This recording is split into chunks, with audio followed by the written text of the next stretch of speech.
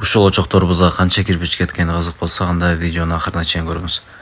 Бул жерде 125 литрлик казан, 80 литрлик казан, самовар жана чоң плита коюлган.